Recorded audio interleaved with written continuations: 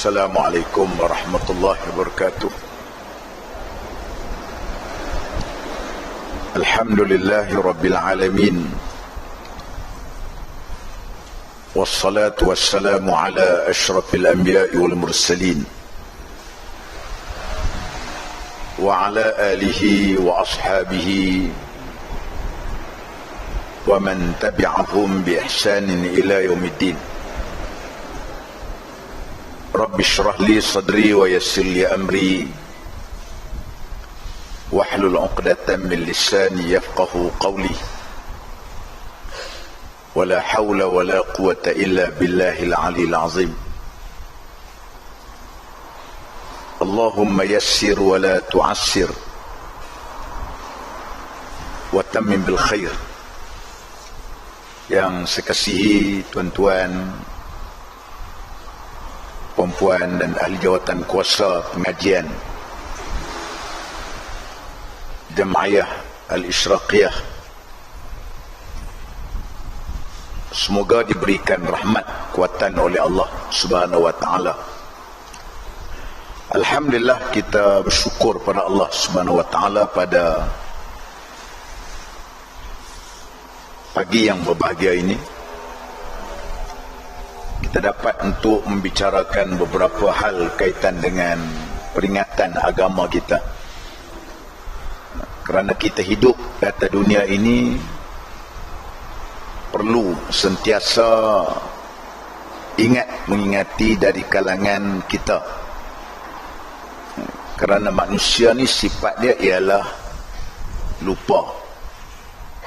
Sebagaimana Nabi SAW menyebut, dia kata an-nasu khata'un wa khairul khata'in at-tawwabun, atau kama qala, manusia ini dia lupa, lalai,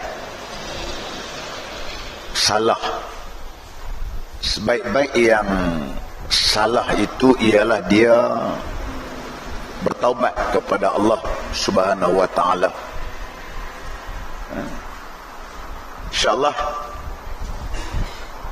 pada pagi ini saya akan membicarakan daripada kitab Bahrul Mazi, jilid yang ke 17, iaitu berkenaan dengan satu hadis yang bicarakan ihfazillah yahfazka. Maksud dia ialah kamu pelihara Allah, Allah Subhanahu wa taala akan pelihara kamu. Bila dengar hadis ni macam pelik ustaz, macam mana pula kan kita nak jaga Allah, sedangkan Allah taala itu sifat dia kuat. Allah Ta'ala tak bergantung dengan orang. Allah Ta'ala dia berdiri dengan zat dia sendiri, qiyamuhu binafsih. Allah Ta'ala tak perlu bersekutu dengan orang. Kita manusia makhluk lain, kita mesti hajat dengan orang lain, kita mesti perlu dengan orang lain. Kita sebagai manusia ni, kita tak boleh duduk di kampung kok belah parik gabis ke, taram ke, kok belah teluk 1001 ke, parik Haji Taib ke, parik Haji Tahyak ke. Kita tak boleh duduk seorang-seorang. Duduk seorang-seorang dia orang kata budak ni memang ada tak apa nak cukup RM1, orang kata apa jenis tak muka orang kan. Maksud kita memang perlu dengan orang. Kita tak boleh, kita mesti duduk dengan orang. Tapi Allah Ta'ala tak perlu. Dia berdiri dengan zat dia sendiri, Allah Ta'ala ni. Apa maksudkan dengan ihfazillah? Kamu jaga Allah, Allah Ta'ala jaga kamu. Bab pada menyatakan hadis yang bicarakan ini, iaitu hadis yang berbunyi daripada An Ibn Abbas, qala kuntu khalfa Rasulillah sallallahu alaihi wasallam yawman faqala ya ghulam inni u'allimuka kalimatin ihfazillah yahfazka. Ihfazillah tajidhu tujahaka. Iza sa'alta fas'alillah, wa iza ista'anta fasta'in billah.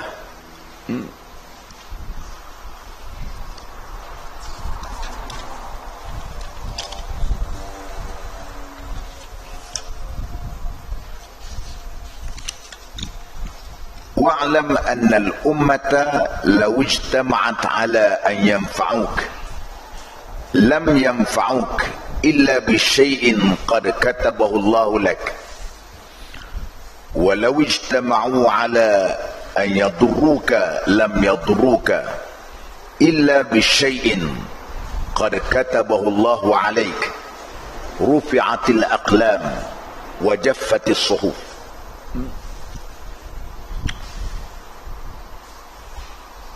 Di mana Nabi sallallahu alaihi wasallam telah bersabda daripada Ibnu Abbas, katanya adalah aku di belakang Nabi sallallahu alaihi wasallam pada satu hari.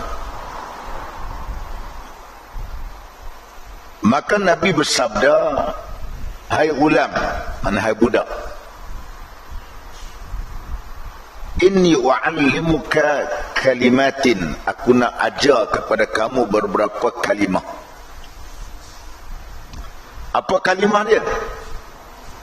Ihfazillah yahfazka. Kamu jaga Allah, Allah Ta'ala akan jaga kamu. Peliharalah olehmu akan Allah,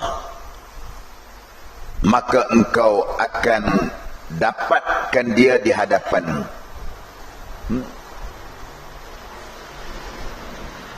Yang ketiga, Nabi kata, iza sa'alta fas'alillah. Apabila kamu nak minta, mintalah kepada Allah. Yang keempat, Nabi kata kat dia, wa iza sta'anta fasta'in billah. Maka apabila minta tolong, maka minta tolong dengan Allah. Ketahuilah bahawasanya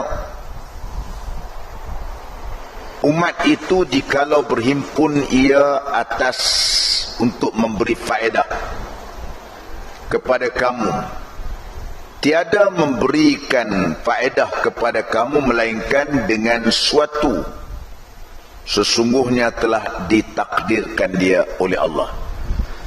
Ini kalau ada makhluk lain nak beri kepada kamu manfaat, benda tu kamu tak dapat melainkan telah pun ditakdirkan oleh Allah. Nanti kita urap kemudian. Okey. Kalau kita katakan macam kita ni orang pergi mengai ikan ya. Tuan-tuan mengai ikan ya. Ikan mengai ikan. Kalau memang kita pergi mengai dah sangkut dah. Sangkut dah. Gaya nak naik kat perahu tu lepas. Itu maknanya memang ditakdirkan. Hari tu pun kita tahu. Keputusan tu dah ada dah, Allah Ta'ala letakkan. Hari ni ikan hang terlepas. Itu dimasukkan tadi. Tak ada siapa pun boleh beri faedah kepada kita. Kalau Allah, melainkan apa yang telah ditetapkan oleh Allah Ta'ala.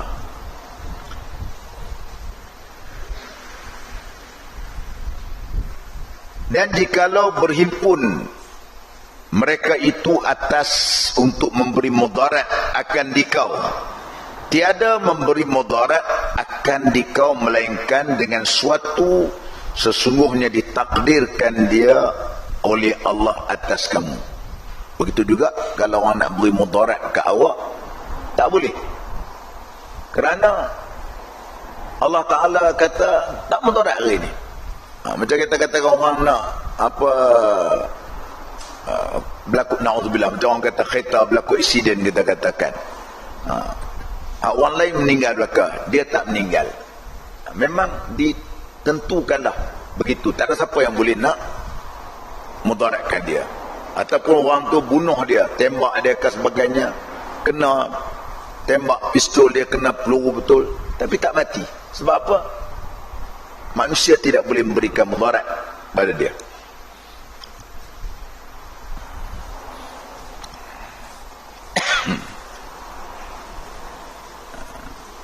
Ini yang kita nak menyebutkan tentang apa yang dinyatakan oleh dalam hadis ini, nak memberitahu siapakah yang disebut sebagai orang-orang yang kalau kita hendak Allah Ta'ala sayang, pelihara, jaga kita, maka kita buat apa yang disebutkan tadi. Baik.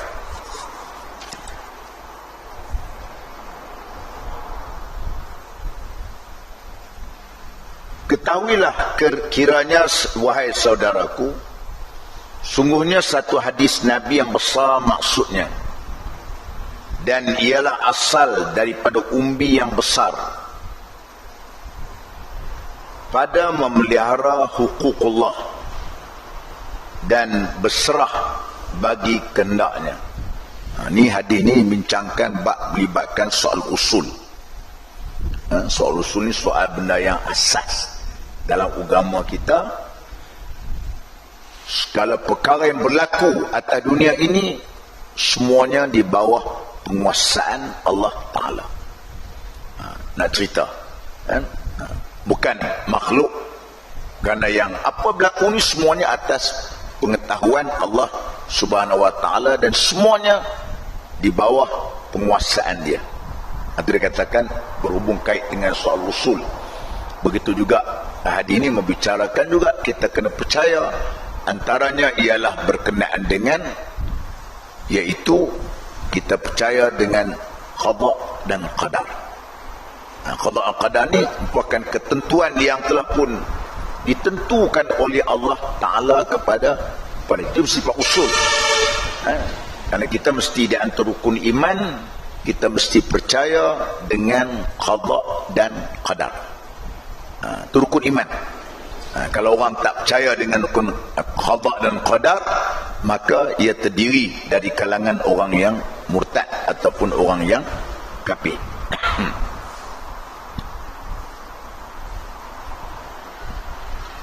Iaitu diberi ingat oleh Nabi sallallahu alaihi wasallam, peliharalah agama Allah, nescaya ia akan pelihara kita. Maka hadis ini yang telah dikeluarkan oleh Abu Isa At-Tirmizi dengan katanya, an Ibni Abbas qala kuntu khalfa Rasulillah sallallahu alaihi wasallam yawman faqala ya ghulam inni uallimuka kalimatin.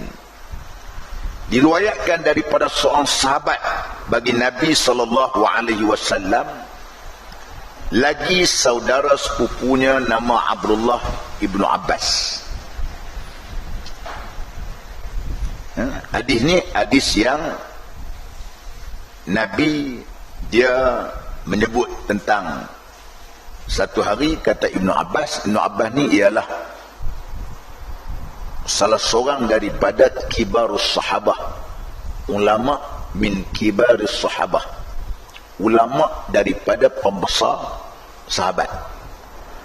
Apa makna sahabat? Sahabat ini yang pertamanya, mereka itu sempat berjumpa dengan Nabi sallallahu alaihi wasallam, itu sahabat. Yang kedua, mereka itu beriman. Kalau berjumpa macam Abu Lahab, Abu Jahal, bukan sahabat, dia jumpa saja, tak beriman. Dan yang ketiganya, sahabat ini dia meninggal dalam keadaan kekal Islam. Kalau dia tidak mati di dalam Islam, maka dia itu bukan sahabat.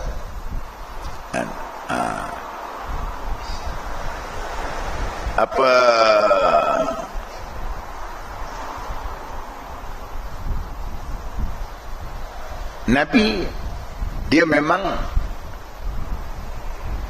rapat lah, perlu sebut sahabat dia rapat. Antaranya ialah Abdullah bin Abbas. Abdullah bin Abbas ni sepupu Nabi, anak kepada Sayyidina Abbas bin Abdul Muttalib.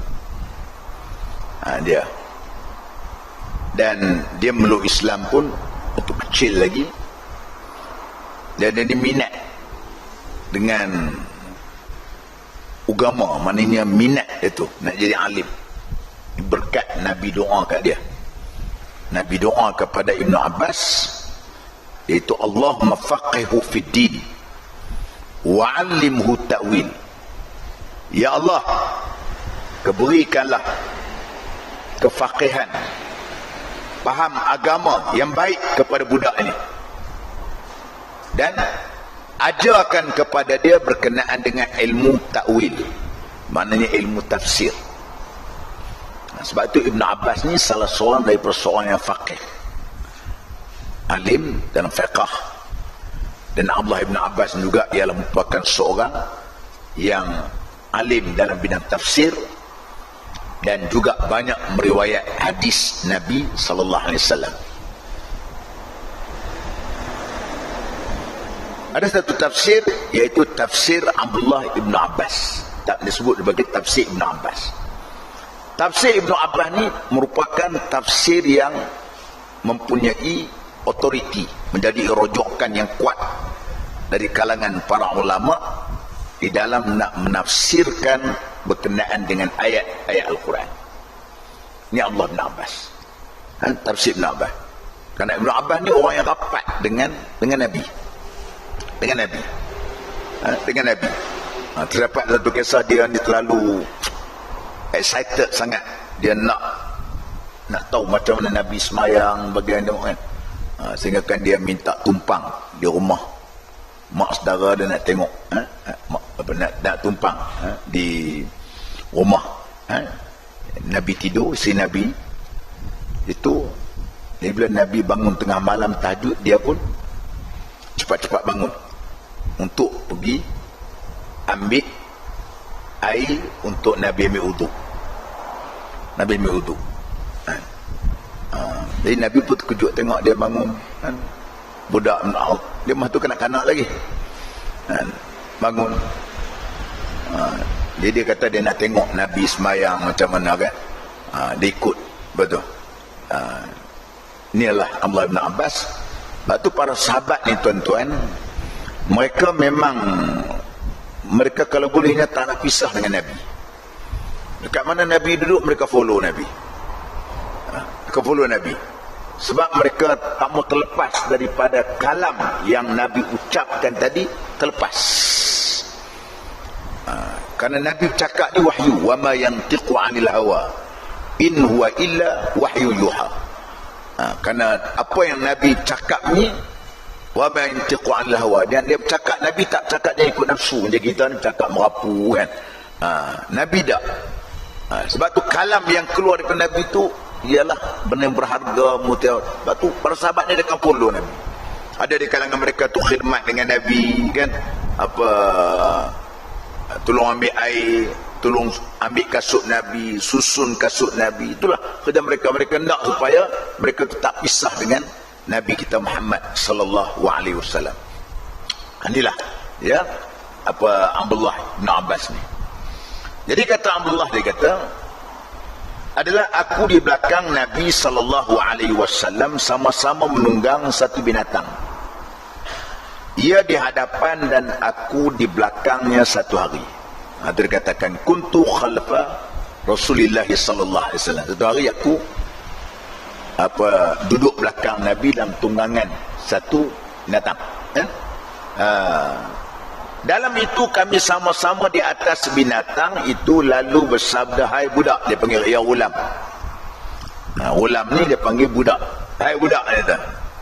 Dia panggil kepada Abdullah bin Abbas, ya ulam. Jadi kita panggil, hai budak mazak ni. Dia panggil budak ni. Dengan pula panggil orang tua. Orang tua mari tak elok ni. Ni apa, budak ni, budak mazak. Ta'al. Ya ulam, dia kata. Dia sebut kata, wahai anak budak, dia kata. inni u'allimuka kalimatin. Maknanya aku nak mengajar kepada kamu dan memberi akan kamu dengan ajaran beberapa kalimah. Nabi kata, aku nak beri kepada kamu tentang wa'allimuka kalimatin.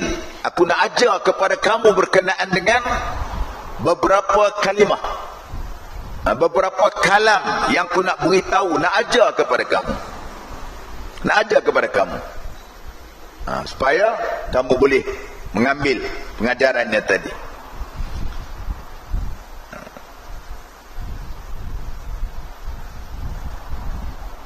Yaitu ihfazillah yahfazka.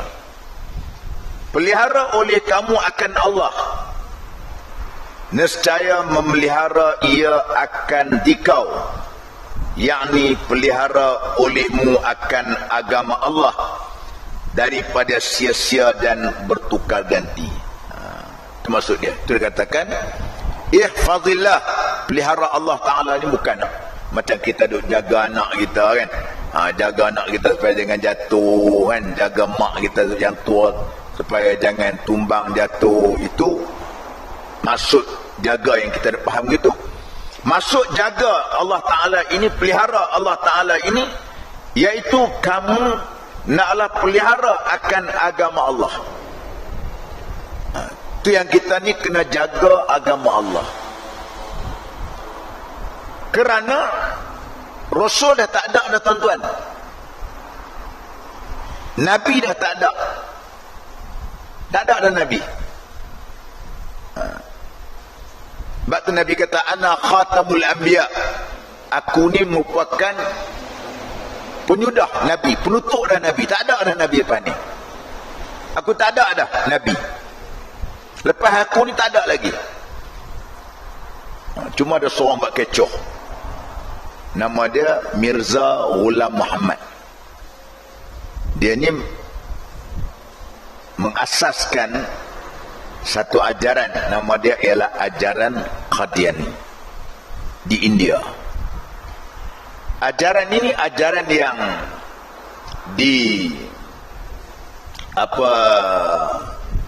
sebenarnya asas penubuhan ialah daripada orang Inggeris, orang putih.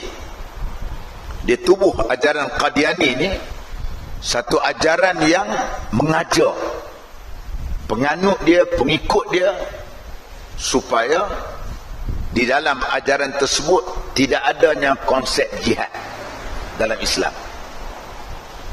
Dalam Islam ni tak ada jihad. Sebab orang putih waktu tu melawan pemberontakan, melawan orang-orang yang pertahankan bumi India tu. Jadi kalau orang Islam, mereka bangkit bangun melawan penjajah Inggeris, maka antara pahaman doktrin yang dapat faham ialah jihad ini adalah Islam. Maka mereka mengasas satu agama baru, nama dia ialah ajaran Qadiani. Ajaran Qadiani. Dan ajaran ini ajaran yang salah satunya dia tidak adanya unsur jihad di dalam Islam. Qadiani ini Mirza Ghulam Muhammad, nama dia Mirza Ghulam Muhammad. Dia kata, dia bawa ni kadang-kadang kita ni ajaran sesat ni kan, kita ada kata ajaran sesat ni tak ada mengikut, ada mengikut. Hak ikut itu bodoh kita tak apalah cerdik pada tak ikut. Dia tafsir macam ni. Dia kata apa, dia baca hadis tu, baca juga, sebab tu puak ni cuma jual nama hadis lah ke. Dia baca khatam. Khatam tu maksud dia ialah penutup. Maknanya aku ni merupakan penutup kepada Nabi-Nabi. Tak ada dah, tak ada lebih mana. Tapi dia pandai, dia baca baris bawah, dia baca khatim. Khatim ni maknanya cincin. Cincin. Dia tafsir, dia kata yang Muhammad bagi tahu hadis dia tu, dia kata ana khatim, bukan khatam. Khatim tu nak bagi tahunya ialah aku ni merupakan cok mohor, cok nak endorse. Lepas ni ada lagi seorang rasul, akulah.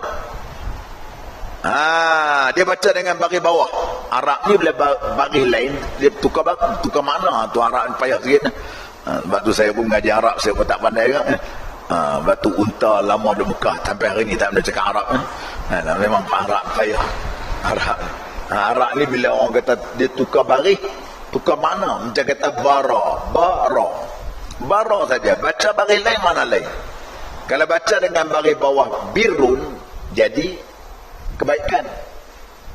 Kalau baca dengan baris atas barun, jadi daratan, darat. Kalau baca dengan bur, iaitu bijian. Satu makna tu dah, dua perkataan dah jadi baris lain bahasa Arab ni kan. Arab. Jadi dia baca dengan tu, orang percaya, orang kata betul. Orang kata Nabi sebenarnya belakang ni aku. Nabi Muhammad baru ni tu second last. Orang percaya. Dia sama juga macam buat ajaran apa taslim. Orang panggil ajaran Haji Ahmad Matahari. Yang ada dekat balik pulau sana dulu. Dulu tahun 60-an dulu masyhur ajaran ni, sebelah Perak Utara ni pun terkesan juga, belah Kedah, Perlis, banyak yang libat dengan ajaran ni. Ni ajaran pakai niat. Pakai niat. Pakai niat. Dah sembahyang? Dah. Saya pun niat. Dia ada hadis dia. Perempuan ada hadis dia. Dia kata apa? Innamal a'malu bin niat. Setiap amalan itu dengan niat. Jenis perempuan ni boleh kita nak, perempuan ni terus berhujah dengan apa? Hujah dengan lawyer buruk kan. Dia kata setiap amalan dengan niat. Hari tu kita bakar nuri. Kita bakar kambing elok-elok, bubuh kambing tanam elok-elok kan. Biar beri sedap elok, buah asam elok sikit kan. Sampai kat pinggan tu pun nasi. Ustaz, mana nasi? Niat lah. Waktu nak mentekan darah tak nak pakai niat pula kan. Jadi tu. Jadi sebab tu ni semua mengarut. Tapi kita cerdik ni kita kata mereka tu bodoh. Tapi tak, mereka percaya bang. Baik. Sebab tu ni katakan ajaran Qadiani ni ajaran yang diasaskan begitu rupa. Dia anggap macam apa inilah dia Nabi takhir. Okey.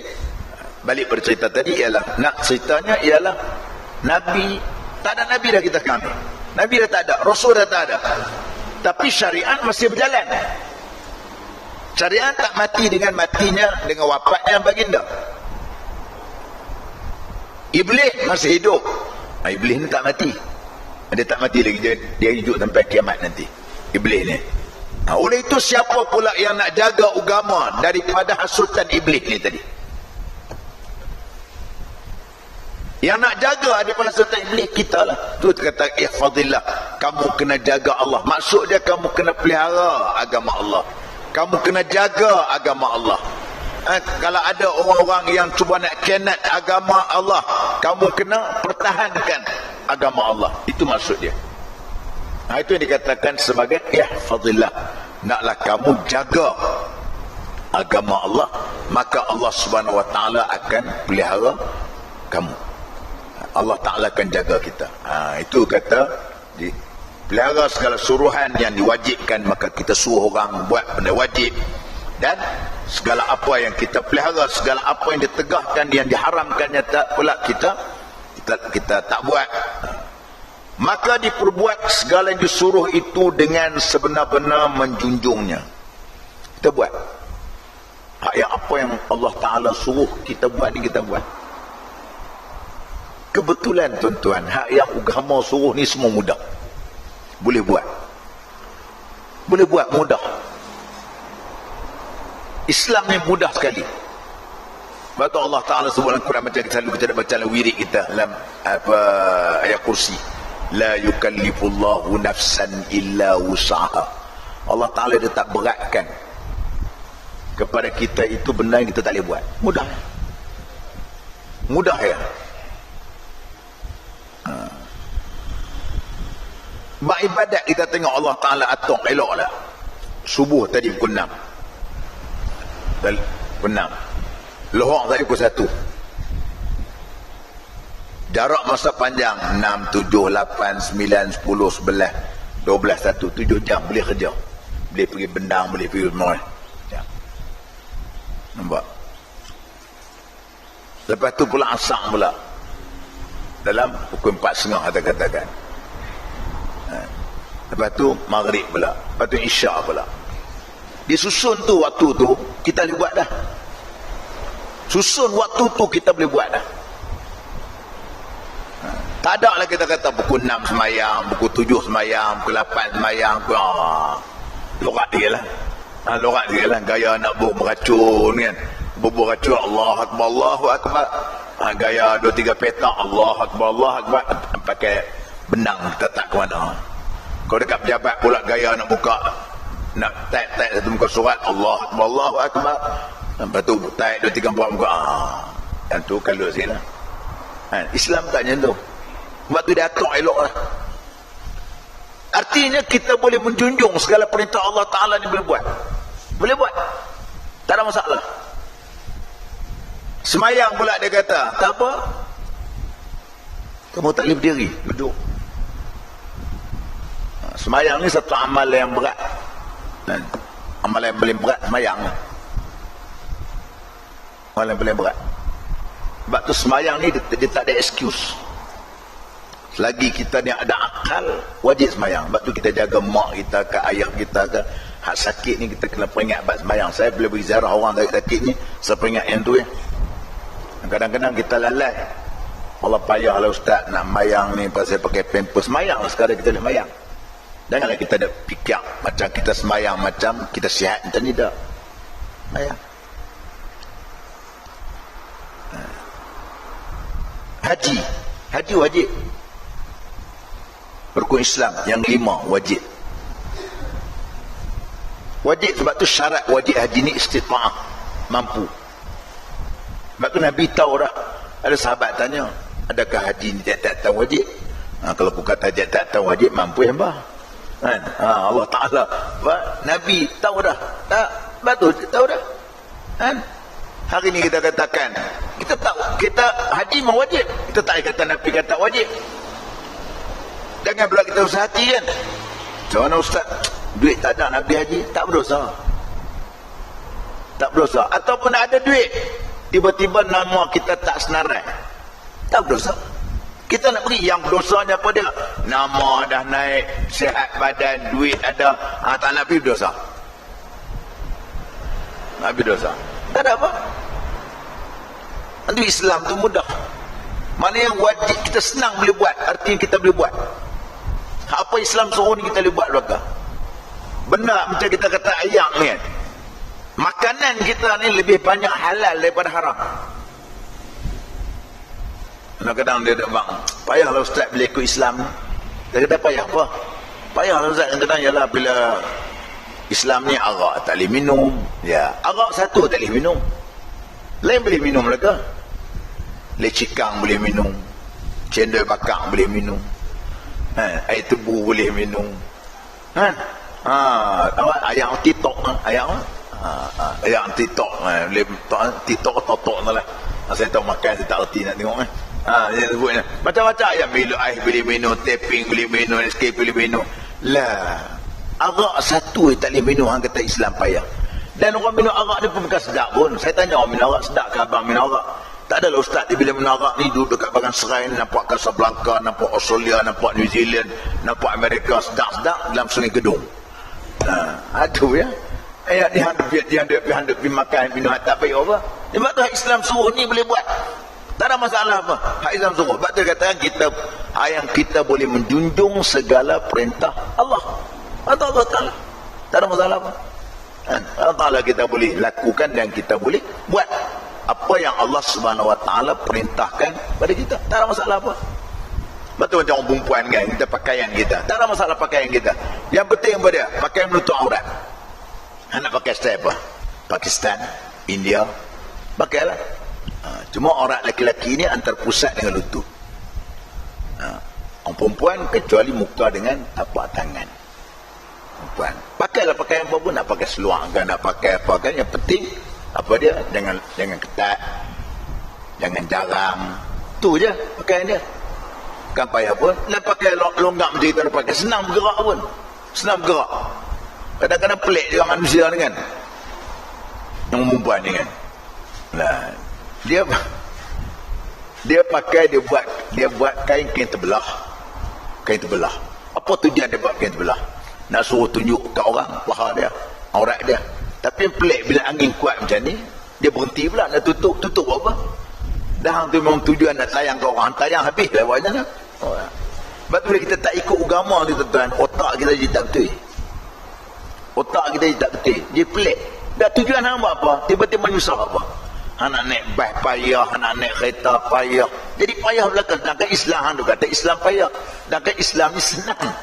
Islam senang. Dia suruh pakaian kita. Tak ada mudah apa? Kan? Bukan dia payah apa?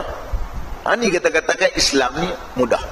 Allah Ta'ala jadikan perempuan, kita katakan perempuan dia punya aurat dia kecuali muka tapak tangan. Laki-laki tak, antara pusat dengan lutut. Sebab tu kalau pagi ni saya main kuliah pakai kentolam tak apa, tapi orang kata ustaz gila kan. Tapi orang perempuan tak boleh kata orang perempuan kalau aurat dia antara pusat dengan lutut, habis tu imam kuliah baca tak betul lah. Semua ini semua kita tengok Islam ni ajarannya mudah. Sebab tu kita baca bila kita mengaji agama ni, jadi Islam ni mudah. Dia tak payah. Jadi orang yang tak mengaji agama dia rasa Islam ni macam ni lah. Dia tak faham. Bila kita faham, dia tak apa Islam mudah. Dan mudah ambil arak. Tak boleh minum arak tak sedap. Mana yang kita boleh minum banyak lagi ayat lazat-lazat boleh minum. Baik, itu dia katakan tentang kamu jaga Allah Ta'ala, pelihara segala apa yang ditegah yang dilarangnya. Itu maksudnya kita yang dilarang, yang ditegah ni. Maka perbuat segala apa yang disuruh dan menjauh segala yang ditegah dengan sebenar-benar jauhnya. Maka jangan dilihat Allah Ta'ala akan dikau pada tempat yang ditegah tadi. Maka jangan dilihat Allah Ta'ala akan dikau pada tempat tegah tadi. Kita kena ingat Allah Ta'ala perhati kita. Tempat yang ditegah itu pun Allah Ta'ala tahu. Ya, hang tak buat di tempat orang ramai. Pasal orang tengok hang.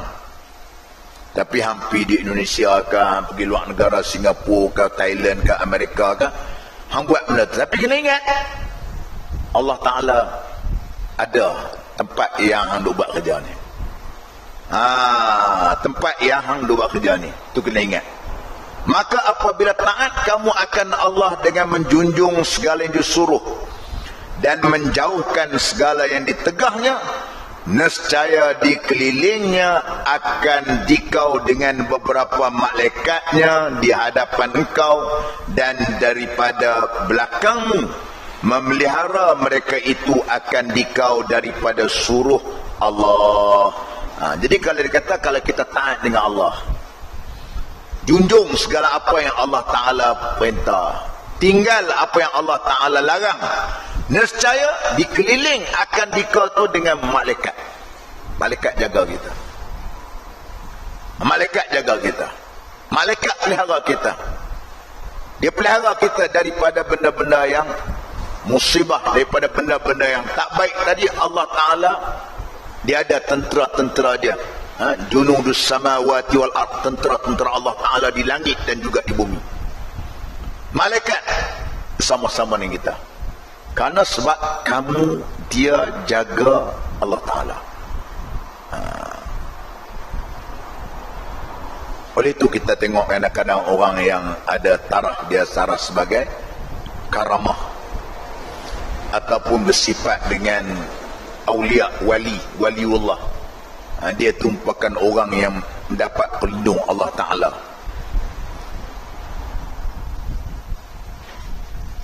Benda yang pendek adat kata tak boleh buat, tapi dengan karamah dia, dengan bantuan Allah Ta'ala, maka Allah Ta'ala telah memberikan kepada dia pertolongan dan bantuan. Pertolongan bantuan. Sebab dia jaga Allah, Allah Ta'ala akan jaga kita. Kalau kita tak jaga Allah, Allah Ta'ala tak jaga kita. Tak jaga kita. Ini benda-benda yang katakan benda-benda karamah. Dia benar karamah, ma'unah. Itu adalah merupakan yang diberikan kepada orang-orang yang saleh. Sihir diberikan kepada orang-orang yang jahat. Batu sihir, orang belajar sihir, memang dia dapat sihir tu. Dia puja-puja, syaitan bantu dia. Dia khariqul adah, benda yang luar biasa berlaku. Tapi mukjizat untuk Nabi, untuk para Nabi Rasul, Allah Ta'ala berikan kepadanya mukjizat. Tapi karamah diberikan kepada orang yang soleh. Satu lagi istidraj. Istidraj ni ialah diberikan kepada orang jahat juga. Na'udzubillah min zalik. Istidraj ni paling kita takut sekali. Semakin banyak kita buat maksiat dengan Tuhan, makin banyak dapat nikmat. Na'udzubillah. Yang paling takut sekali yang tu, sampai dia tu tak sedar diri. Dia tak sedar diri, yang itu merupakan Allah Ta'ala telah pun memberikan kepadanya banyak nikmat, sehingga kan dia makin jauh dengan Allah Ta'ala. Itu dikatakan istidraj, disebut sebagai istidraj. Dan istidraj ni kadang-kadang tengok dia tak mayang, dia minum arak, berzina, tapi kita tengok dia berniaga makin maju. Benang hak kita ni rajin main surau masjid pula, walaupun baja elok tak apa nak naik hak dia pula, zakat tak kurang, misal kata betul lah. Dia makin banyak bahaya. Ni bahaya istidraj. Dia bila dapat nikmat itu, dia makin jauh dengan Allah Subhanahu wa ta'ala. Itu minta berlindung dengan Allah Ta'ala. Jadi kalau para wali ni, dia memang dia orang dekat dengan Allah Ta'ala, dia orang yang damping dengan Allah.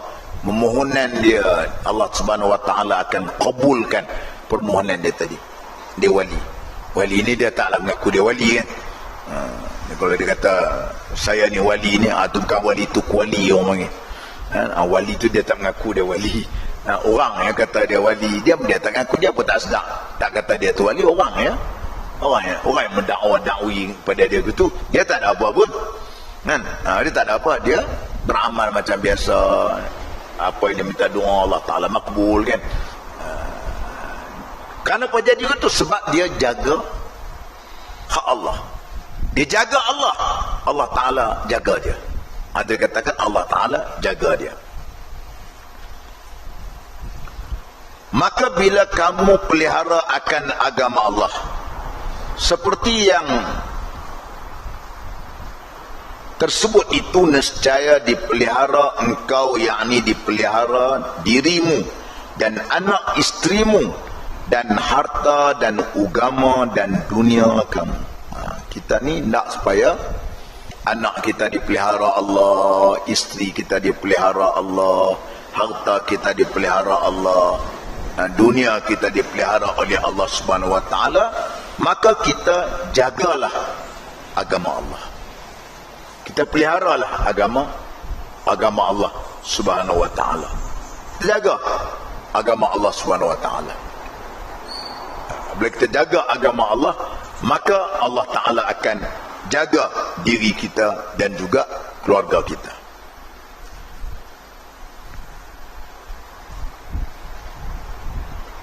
Bermula barang yang membenarkan segala tersebut, sebagaimana yang Allah Subhanahu wa ta'ala menyatakan dalam Quran, man amila salihan min zakarin aw untha wa huwa mu'minun falanuhyiyannahu hayatan thayyibah.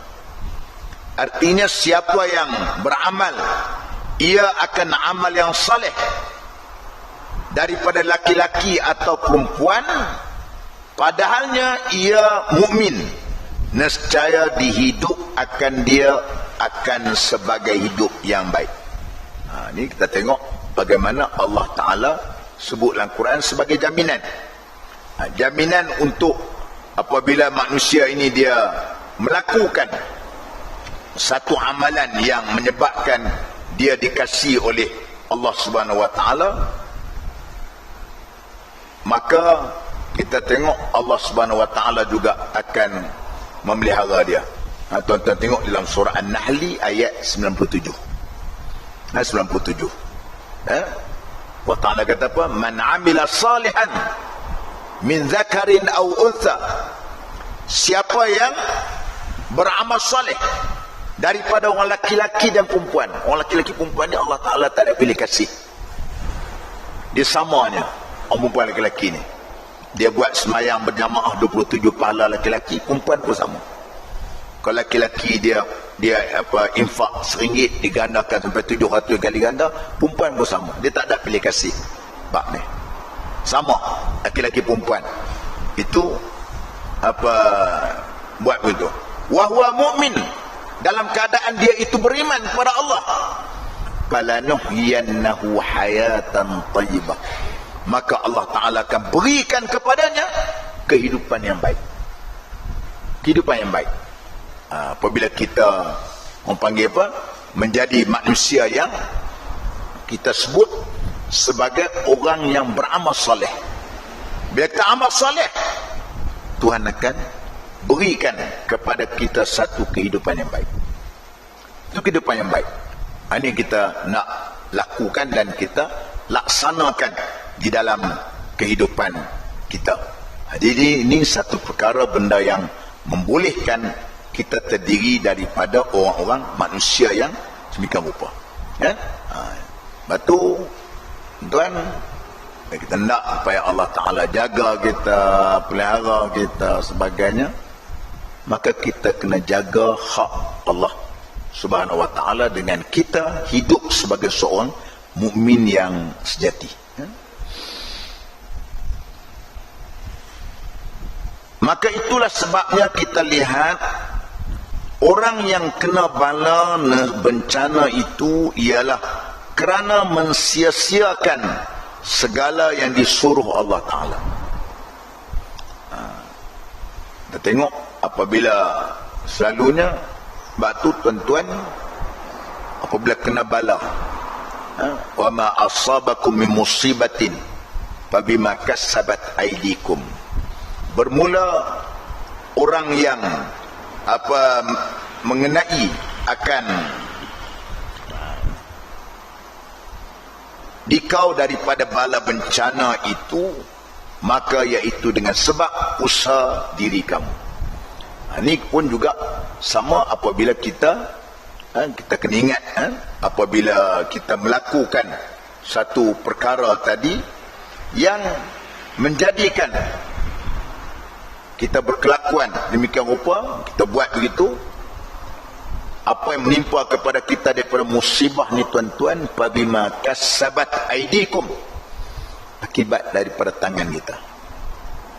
Sebab tu bala ni kita kena kaitkan dengan perbuatan yang dilakukan oleh kita. Kadang-kadang Allah Ta'ala, umat Muhammad ni Allah Ta'ala dia dalam surah Asy-Syura ayat 30, surah Syura ayat 30, tuan-tuan boleh tengok. Itu Allah Ta'ala kata apa? Apa saja yang menimpa kepada kamu musibah ni tadi, fabima kassabat aidikum, sebab tangan kamu, sebab kamu, kerja kamu, sebab kita. Sebab tu kita kadang-kadang ni Allah Ta'ala dia kenakan bala kat kita tu, Allah Ta'ala sayang kat kita. Dia sayang kat kita, sayang kat kita. Betul, ada patah sebut, dia kata apa? Likulli musibah ni'mat. Setiap musibah itu ada nikmat. Ada nikmat. Berapa ramai orang yang kembali kenal Tuhan ketika dia ditimpa dengan musibah. Berapa ramai pula orang yang jauh dengan Tuhan, apabila dia dapat nikmat Allah, dia tak ingat Allah Ta'ala. Dia tak ingat Allah Ta'ala. Tapi setiap bala yang kena kepada kita ni, perlu kita kena tengok itu ialah akibat daripada kita lakukan salah, dosa dengan Allah Ta'ala. Allah Ta'ala, batu macam kalau berlakunya macam kita kata apa kita nak semayang minta hujan, sisqa'an, minta hujan. Minta hujan, antara benda memanglah kita minta supaya buat mari semua, binatang-binatang semua pakat mari semua, buat mari anak-anak semua kan, kecil-kecil mari semua kan? Tujuannya pasal apa? Supaya mungkin Allah Ta'ala marah dekat saya, tapi Allah Ta'ala sayang kepada anak ni tadi, sayang pada budak kecil yang tak berdosa, sayang kepada binatang-binatang. Dengan harapan Allah Ta'ala akan turun hujan itu tadi. Jadi kita kena ingat apa berlaku ni kena kaitkan dengan dosa kita dengan Allah. Apa benda sekalipun. Ini kan Ada pengalaman, saya banyaklah pengalaman ya. Pengalaman yang kita banyak dosa dengan Tuhan.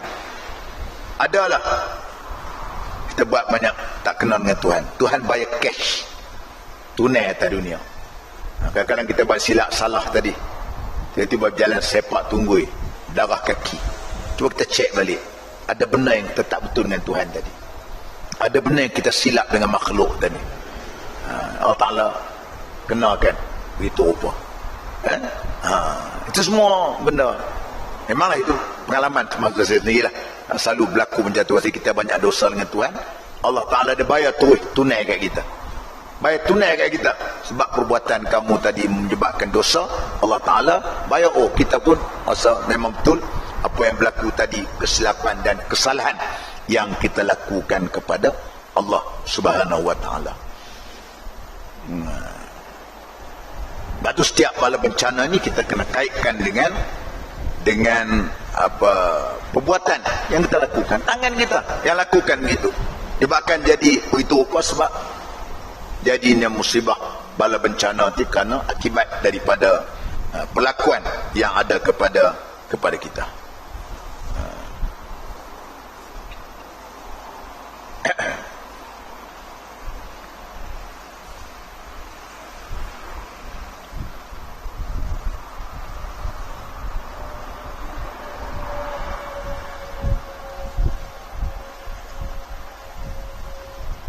Dinakalkan daripada Al-Qadhi Abi Tayyib bahawasanya hidup ia 160 tahun. Padahal tiada apa suatu rosak satu anggota daripada segala anggotanya. Maka ditanya orang baginya apa sebab panjang umurnya. Jawabnya, tiada pernah aku berbuat maksiat dengan satu anggota daripadanya. Masya Allah. Jadi ini contoh-contoh yang kita tengok ya. Nabi ni maksum lah, ni mungkin sifat dia sebagai seorang karamah, sebagai seorang awliya. Dia hidup dia sihat walafiat, mata dia elok, tangan dia elok, gerakan dia elok. Orang tanya dia pasal apa? Dia tak menggunakan anggota dia tadi, apa yang Tuhan beri kepada dia tadi, untuk melakukan maksiat dengan Allah Subhanahu wa Ta'ala. Akhirnya Allah Ta'ala jaga, Allah Ta'ala pelihara dia punya yang kita katakan tadi sebagai satu daripada perkara-perkara yang boleh menyebabkan Allah Subhanahu wa Ta'ala dia jaga hambanya tadi.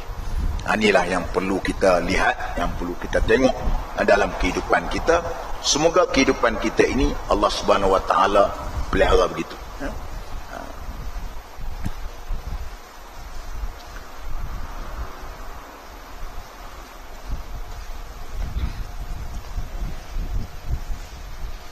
Dan kemudian pula yang pesanan yang kedua Nabi kata, ihfazillah tajidhu tujahaka.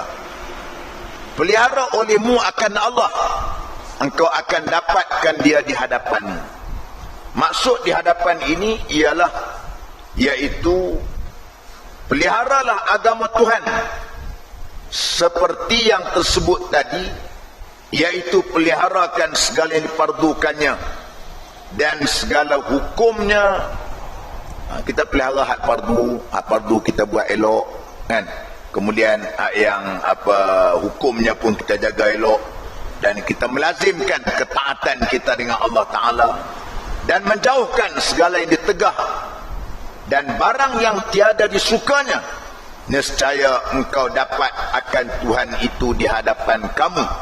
Kalau kamu buat begitu, nescaya dikatakan tajidhu tujahaka, nescaya kamu akan dapat Allah Ta'ala di hadapan kamu. Maksudnya Allah Ta'ala akan sentiasa berdamping, suka dengan kamu, pelihara kamu. Itu nak dapat tu macam mana? Kamu kena tunaikan ketaatan. Nak dapatnya macam mana? Kamu kena tunaikan hak benda yang fardu. Nak dapatnya macam mana?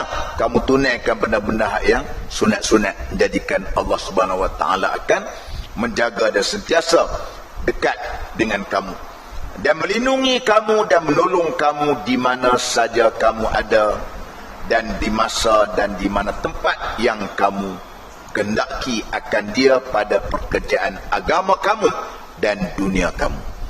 Jadi inilah yang kita dapat lihat bagaimana Allah Subhanahu wa Ta'ala telah menjanjikan melalui nabinya dia akan jaga dan pelihara kita dengan baik apabila kita jaga Allah Ta'ala. Jadi itulah kita dapat bincangkan pada hari ini. InsyaAllah kita sambung dalam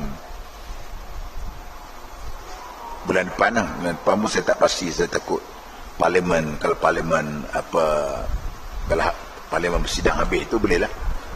Kalau tak ada, insyaAllah saya tetapkan hari Khamis minggu pertama ni saya akan berada di sinilah insyaAllah untuk bagi kuliah. Ada soalan?